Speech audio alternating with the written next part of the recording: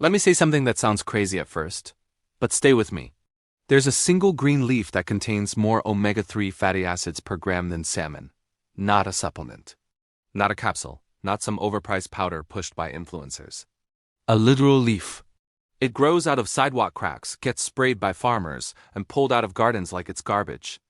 And somehow it's officially classified as a weed. I've spent years testing so-called superfoods, oils, extracts, pills, powders, and most of them are either overpriced, underdosed, or riding pure marketing hype. This plant isn't flashy, it doesn't come with branding, but it quietly outperforms many of the things people spend real money on. So the real question isn't whether it's nutritious. The real question is why almost nobody talks about it. I'm not new to this space. I've tested omega-3 south from fish oil, krill oil, algae oil, and every plant-based alternative that promised to be just as good. What most people don't realize is that omega-3 deficiency is incredibly common, especially in people who think they're eating healthy. I kept running into the same problems over and over: oxidized supplements, labels packed with buzzwords, but light on actual omega-3 content, and foods that were hyped far beyond what they actually delivered. That's what pushed me toward wild, overlooked nutrition. The stuff that wasn't designed to sell, but to survive. That's where this plant enters the conversation. The plant is purslane, scientifically known as Portulaca oleracea. It's been eaten for thousands of years across the Mediterranean, the Middle East, indigenous American cultures, and traditional Chinese medicine. Historically, it wasn't considered strange or exotic. It was normal food. Today it's treated like trash, pulled from gardens, sprayed with chemicals, and ignored by modern nutrition charts. Anytime something that useful disappears that completely, I start asking questions. Here's where things get interesting. Purslane contains alpha-linolenic acid, or ALA, which is a plant-based omega-3.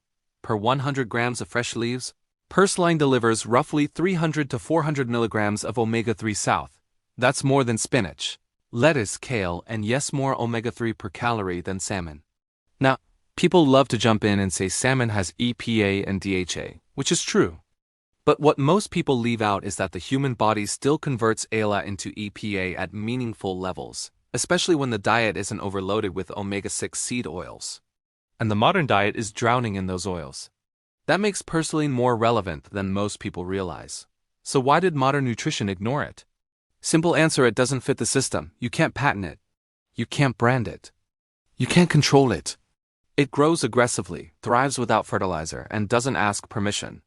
That's why quinoa got popular. That's why chia seeds exploded. That's why acai became a global product. Not because they're magically superior, but because they're marketable. Purslane never needed rescuing, so it never got promoted. And omega-3 south are just the beginning. Purslane also contains melatonin, which is rare in plants, along with magnesium, potassium, vitamin A, vitamin C, and glutathione, one of the body's most important antioxidants. When I started using it consistently, what stood out wasn't anything dramatic or flashy. It was subtle improvements: better sleep quality, less joint stiffness, more stable energy throughout the day. No spike, no crash, no miracle claims. Just steady, noticeable improvement. That's usually how real nutrition works. Quick question: have you ever eaten something that felt better than what the nutrition label promised? Something that didn't need convincing, it just worked? Drop it in the comments. Those underrated foods usually tell you more than the best-selling products ever will. A lot of people get hung up on the word weed, so let's clear that up. A weed isn't a biological category. It's just a plant growing where someone doesn't want it. That's it. Dandelion is a weed. Plantain is a weed. Purslane is a weed. All of them are edible. All of them are nutrient-dense. The label has nothing to do with value and everything to do with convenience and control. And here's the part most health content gets wrong. You don't need to juice it, powder it, or capsule it. That's how nutrition usually gets stripped of what makes it valuable. I eat purslane raw in salads, lightly sautéed with garlic, tossed into eggs, or added to soups at the very end. Simple preparation keeps heat-sensitive nutrients intact and avoids turning real food into another processed product. Would you actually eat something like this if it grew near you?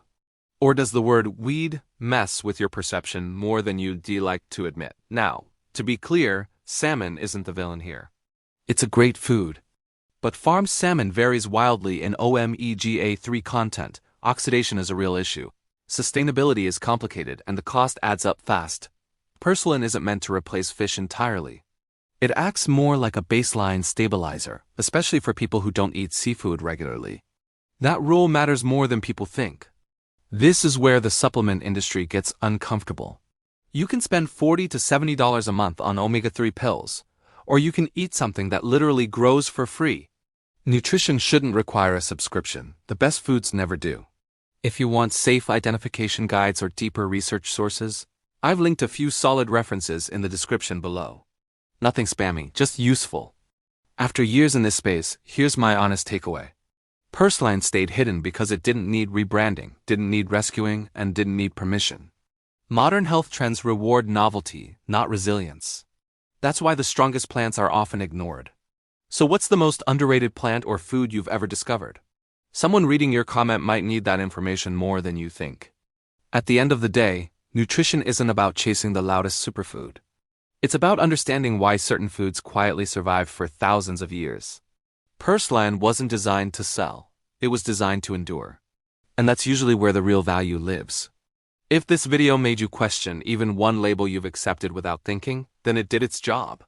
Like the video, subscribe if you value grounded, experience-backed insight, and check out the next one, because this rabbit hole goes much deeper. Remember, it's not about what's trendy. It's about what actually works. Now here's something most videos never talk about, and it matters if you actually care about results instead of headlines. The way purslane grows changes its nutritional profile. Wild purslane, especially the kind that grows in poor, stressed soil, tends to concentrate more omega-3 south and antioxidants than the pampered, overwatered versions grown commercially. That's not unique to purslane, by the way. Plants that struggle usually produce more protective compounds, and those compounds just happen to be the ones we benefit from. That is one reason why people who only rely on store-bought, perfect-looking greens often miss out on the real nutritional punch. Another thing worth clearing up is safety, because anytime you talk about wild plants, people get nervous, and rightfully so. Purslane is safe when properly identified, but it does contain oxalates, similar to spinach. That doesn't make it dangerous, it just means moderation matters, especially if someone is prone to kidney stones. This is where experience beats hype. You don't need to eat a bowl the size of your head. A handful mixed into meals does the job. Nutrition works best when it's consistent, not excessive. What really surprised me over time was how purslane affected inflammation markers, not in a lab sense, but in daily life. Less stiffness in the morning. Faster recovery after physical work. Fewer of those low-grade aches people assume are just part of aging. Omega-3 South play a role here, but so do the minerals and antioxidants working together. Is it a miracle cure? No, but it quietly supports the systems that keep your body from constantly feeling off, and that's a big deal. This also exposes a bigger flaw in how people think about omega-3 South. Everyone obsesses over isolated numbers, milligrams, ratios, percentages, but ignores context. Omega-3 South don't work in a vacuum. They're affected by how much omega-6 you're eating, how processed your food is, and whether your digestion is even working properly. Purslane comes packaged with fiber, minerals, and compounds that help absorption. That's a huge advantage supplements don't have, no matter how fancy the label looks. Have you ever noticed how the simplest foods tend to make you feel better than the most engineered ones? That's not nostalgia. That's biology. Another reason purslane never caught on is cultural amnesia. Older generations recognized it. Grandparents picked it. Rural communities used it. Then modern agriculture decided uniformity mattered more than nutrition, and anything that didn't cooperate got labeled a problem. Purslane spreads fast, so it was targeted, not studied. Over time, people forgot it was ever food in the first place. What is ironic is that many of the same people who pull it out of their gardens will turn around and buy imported greens marketed as ancient or forgotten. The marketing works because we've been trained to look far away for value instead of down at our feet. If you're still on the fence, here's a practical way to think about it. You don't adopt purslane because it's exotic or rebellious. You use it because it fills a nutritional gap cheaply and effectively. It's not about replacing your entire diet. It's about strengthening the weak points without adding complexity. That mindset alone will save you more money and confusion than any trending superfood ever could. And if this is making you rethink how many weeds you've ignored, good. That's the point. Because once you start questioning why certain foods disappear while others get promoted, you realize nutrition isn't just about health, it's about systems, incentives, and who benefits from what you're told to eat. There's also a psychological angle to this that doesn't get talked about enough. People tend to trust foods that look controlled, standardized, and approved. A shiny package feels safer than something growing freely. That mindset didn't come from nowhere, it was taught. Over time, we were conditioned to believe nutrition comes from systems, not nature. So when a plant like purslane refuses to fit neatly into rows or labels, it gets dismissed, no matter how strong the evidence is. What I've then noticed after years of watching health trends rise and fall is that the most resilient foods don't need defending. They don't come with manifestos or tribes arguing online. They just keep showing up across cultures, centuries apart, under different names. Purslane is one of those plants. Greece calls it glystrida. Mexico calls it verdolagas. In parts of the Middle East, it's a staple. Different cuisines, same plant, same quiet respect. That kind of consistency doesn't happen by accident. Another overlooked benefit is hydration. Purslane has a naturally high water content along with electrolytes like potassium and magnesium. When you eat it in warm climates or after physical work, it does something subtle but important. It helps your body rehydrate without forcing balance through sugar or artificial additives. That's one reason traditional diets leaned on plants like this long before sports drinks existed. This also ties into gut health, which is where a lot of modern nutrition advice falls apart. Omega-3 South don't do much if your gut environment is inflamed or dysfunctional. Purslane brings soluble fiber and mucilage, which support digestion and help calm the gut lining. When digestion improves, everything downstream works better: energy, immunity, even mood. That's not magic. That's physiology. People often ask me, why don't doctors talk about this? And the honest answer is most aren't trained to. Medical education focuses on treatment, not food ecosystems.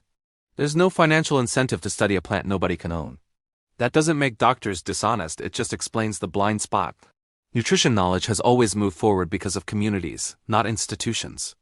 Think about how many chronic issues today are labeled as normal: joint pain, brain fog, low energy. None of those start overnight. They build slowly, often from deficiencies layered over time. Foods like purslane don't fix everything, but they help stop that slow leak. And stopping damage is often more powerful than chasing cures. If you've ever felt like you were doing everything right, but still not feeling great, this is where to look, not for another supplement, but for what's missing at the foundation. That's usually where the answer is hiding. The irony is that as people pay more for health, they often get further from it. Complexity sells. Simplicity doesn't, but the body has never needed complicated inputs, it needs consistent ones. Real ones. The kind that don't require a marketing budget to justify their existence.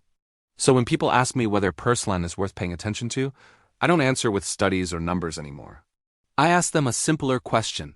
Would a plant survive thousands of years across continents if it had nothing to offer? History is the longest clinical trial we have, and purslane passed it quietly.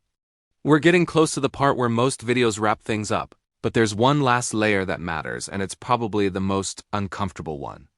Because once you see it, you can't unsee it. Here's the uncomfortable layer most people never reach. Once you accept that something this nutritious has been hiding in plain sight, you have to confront how often your food choices have been shaped by availability, marketing, and repetition, not evidence. Most of what people believe about healthy eating isn't wrong, it's just incomplete. We're shown a narrow slice of options and told that's the full picture. Purslane lives outside that slice, which is exactly why it feels invisible. I've watched this happen over and over again. A food exists quietly for centuries. Then a trend hits. A refined, packaged version appears. The original gets forgotten, even though it's usually superior. We saw it with grains, with fermented foods, with oils. The pattern never changes. What changes is how expensive the replacement becomes. Purslane never went through that phase, so it never got its moment, but it also never got diluted.